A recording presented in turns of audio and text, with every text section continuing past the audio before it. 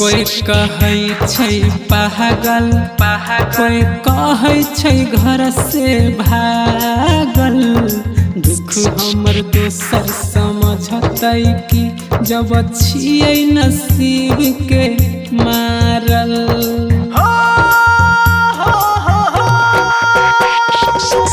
कोई कहै छै पागल कोई कहै छै घर से भागल।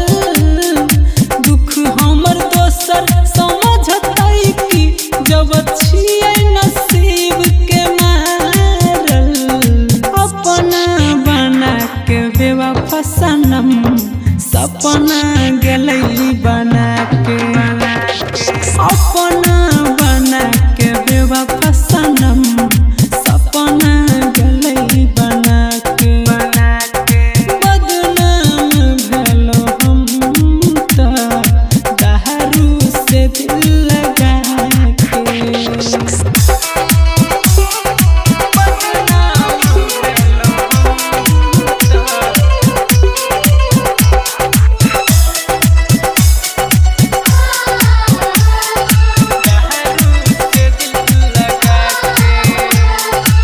कृपा करहो राम जी एगो बतिया दे बताई। किया नहीं बनहिला दर्द दिल के दवाई।